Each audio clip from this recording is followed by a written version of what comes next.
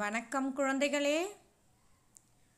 இப்போ நாம் இந்த வீடியோவில் என்எம்எம்எஸில் மேட்டில் நான் வெர்பல் மொழி சாரா காரணம் கண்டறிதல் பகுதியில் பட வரிசையை நிரப்புதல் என்னும் பகுதியை பார்க்க போகிறோம்.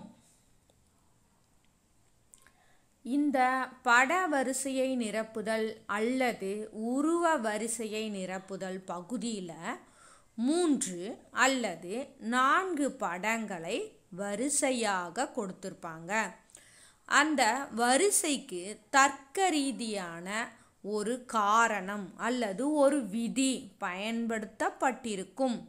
அப்போது அதனுடைய தொடர்ச்சியான படம் எது அல்லது உருவம் எது என்பதை நாம் கண்டறிய வேண்டும். 3 படங்கள் கொடுத்திருந்தா 4வதாக எந்த படம் வரும், அல்லது 4 படங்கள் கொடுத்திருந்தா 5வதாக எந்த படம் வரும் அப்படிங்கிறதை நாம் கண்டறிய வேண்டும். இங்கே பாருங்க, இந்த பகுதியை செய்யும் போதும் கவனமாக செய்யணும். பார்த்தீங்கன்னா இதில் உருவங்கள் அல்லது படங்களை கடிகார திசையிலோ அல்லது கடிகார எதிர் திசையிலோ குறிப்பிட்ட கோணத்தில் நகரும் வகையில் அடுத்தடுத்த படங்களை நாம் கொடுத்துருப்பாங்க.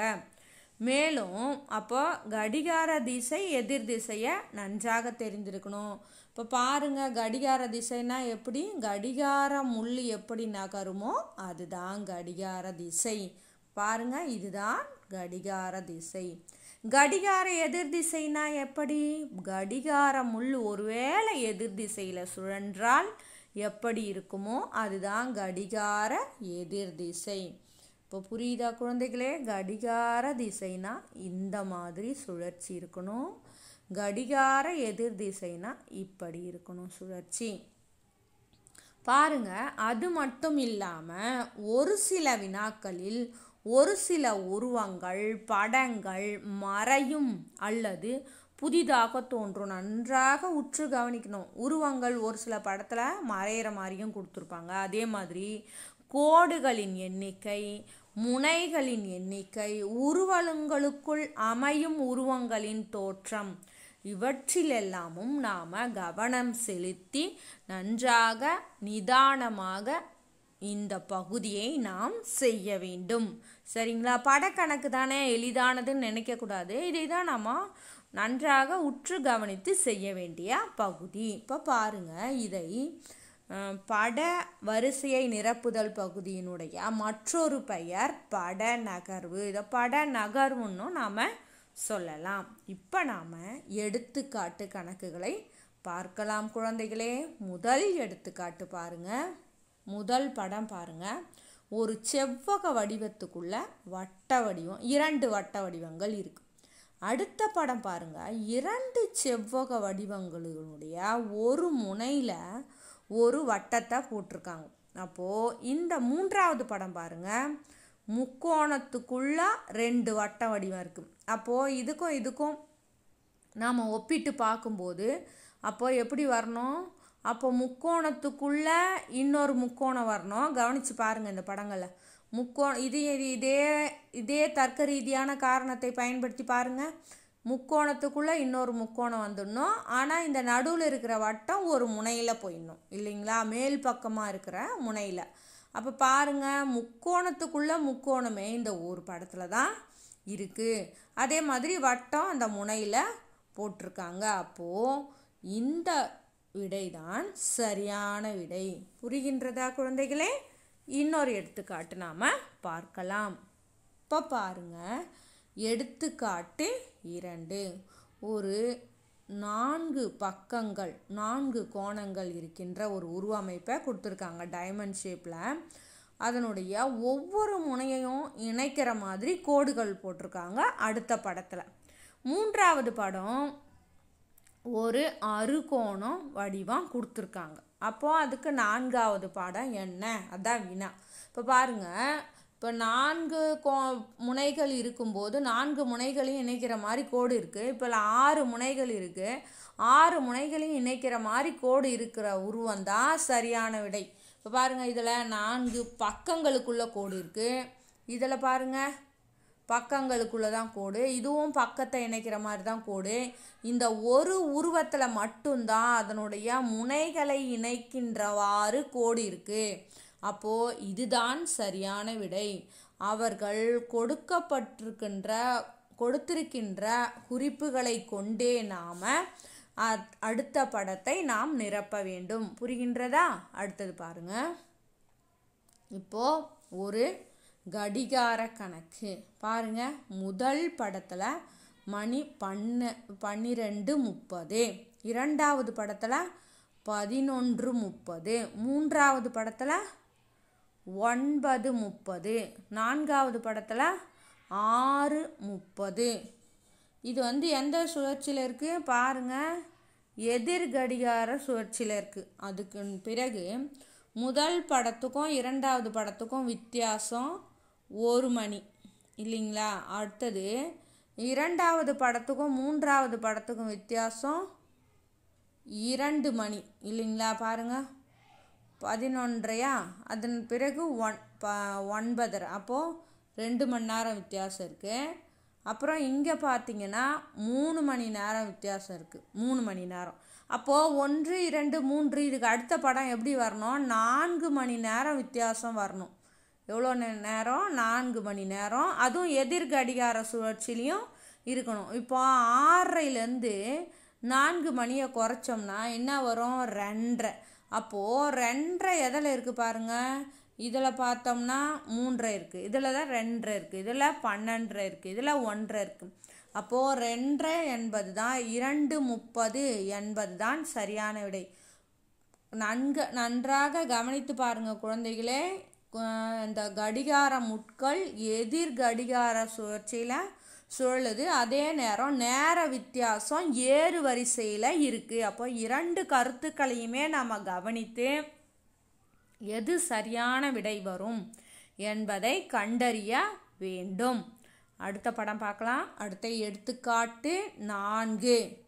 இதில் பாருங்கள், 7 கோணம் கொடுத்துருக்காங்க, 7 பக்கம். அதுக்கு அடுத்த பக்கத்தில் 7 கோணம், அடுத்தது அருங்கோணம் வடிவம் ஒன்று கொடுத்துருக்காங்க, அருங்கோணம் 6 பக்கம். அதற்கு அடுத்ததில் பாருங்கள், 7 பக்கம் இருக்கிற உருவம், 6 பக்கம், அடுத்தது 5 பக்கங்கள், ஐங்கோண உருவம் ஒன்று கொடுத்துருக்காங்க. அதுக்கு அடுத்த பக்கத்தில் பாருங்கள், 4 பக்கம் 4 கோணம் இருக்கின்ற ஒரு உருவத்தை கொடுத்துருக்காங்க.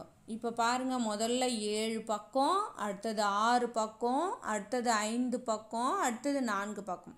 இப்போது எந்த படம் வரும்? கரெக்டு, நீங்கள் சொல்கிறது முக்கோணம் இருக்கிற படத்தை நாம் தேர்வு பண்ணணும். இந்த படத்தில் நீங்கள் பார்த்தீங்கன்னா 2 அறுகோண வடிவம் கொடுத்துட்ருக்காங்க. அப்போ இது தவறு இல்லையா? இந்த படத்தை நீங்கள் பாருங்கள், 2 ஐங்கோண வடிவம் கொடுத்துட்ருக்காங்க. அப்போ இந்த விடையும் தவறு. இப்போ பாருங்கள், இந்த படத்தை பாருங்கள், 7 கோணம், அறுகோணம், ஐங்கோணம், நாற்கோணம், முக்கோணம், இது சரியாக இருக்குது. அப்போது இதுதான் சரியான விடை. எதற்கும் நம்ம இதையும் பார்க்கலாம். இதில் பார்த்தீங்கன்னா 2 அறுகோண வடிவம் கொடுத்துட்ருக்காங்க பாருங்கள் இல்லையா? இதுவும் தவறான விடை தான் இல்லையா குழந்தைகளே? அடுத்த கணக்கை நம்ம பார்க்கலாம். இப்போ பாருங்கள், இந்த கணக்கை நீங்கள் நன்றாகவே கொஞ்சம் கூர்ந்து கவனிக்கணும். நன்றாக கூர்ந்து கவனித்து செய்ய வேண்டிய ஒரு கணக்கு. இங்கே பாருங்கள், இந்த பட அமைப்பு நேராக இருக்குது. இந்த பட அமைப்பு பார்த்திங்கன்னா, இந்த அம்புக்குறி பார்த்திங்கன்னா தலைகீழாக இருக்க மாதிரி இருக்குது. இந்த அம்புக்குறியில் நிரப்பியிருக்காங்க, இந்த அம்புக்குறியை நிரப்பாமல் இருக்காங்க. இப்போ அடுத்த படம் எப்படி மூவ் ஆகுது பாருங்கள். இந்த படம் இந்த இடத்துல கடிகார சுழற்சியில் தான் மூவ் ஆகிருக்கு பாருங்கள். இந்த படம் இங்கே போயிடுச்சு, இந்த படம் இங்கே போயிடுச்சு. அது இல்லாமல் இதனுடைய நிரப்பின மாதிரியான ஒரு அம்புக்குறியை அதனுடைய வலது கை பக்கம் கொடுத்துருக்காங்க சரிங்களா? அடுத்த படத்தில் பாருங்கள், இது ரெண்டும் இங்கே மூவ் ஆயிடுச்சு. இது அப்படியே கடிகார சுழற்சியில் இப்படி மூவ் ஆயிடுச்சு பாருங்கள். இந்த 3 படமும் கடிகார சுழற்சியில் இப்படி மூவ் ஆயிடுச்சு. இந்த எக்ஸ்ட்ராவாக இந்த வெற்றிடமாக இருக்கின்ற அம்புக்குறியை 4ஆவதாக கொடுத்துருக்காங்க. இப்போ என்னாச்சு, இந்த 4 உருவங்களும் சேர்த்து இங்கே மூவ் ஆயிடுச்சு. 4 உருவங்களும் கடிகார சுழற்சியில் மூவ் ஆயிடுச்சு. அதன் பிறகு 5வது உருவமாக நிரப்பன அம்புக்குறி படத்தை கொடுத்துருக்காங்க. அப்போது இதுக்கு அடுத்த படம் என்ன வரணும், இந்த அம்புக்குறி இந்த இடத்துல போயிருக்கோம், அப்படியே சுழன்று தானங்களே இருக்கோம் கடிகார சுழற்சியில். அப்போ இந்த அம்புக்குறி போன படம் பாருங்கள், இங்கே ஒன்று, இப்போ பாருங்கள் 3 நிரப்பன அம்புக்குறி 3 நிரப்பாத அம்புக்குறி இருக்கணும் இல்லையா. அதே நேரம் இது இந்த பக்கம் போயிட்டுருக்கணும். அப்போ பார்த்தோம்னா 3 படங்கள் அந்த மாதிரி இருக்குது. கண்டிப்பாக நமக்கு தெரியுது இந்த படம் 4 படங்களே அப்படி இருக்குது. இருந்தாலும் இந்த இடத்துல பார்த்தீங்கன்னா இந்த அம்புக்குறி தவறாக வந்திருக்கு. அப்போ இது தவறுன்னு போட்டுடலாம். அதே நேரம் 1 விட்டு 1 வரணும் இல்லைங்களா. இந்த அம்புக்குறி பாருங்கள் தலைகீழாக இருக்குது.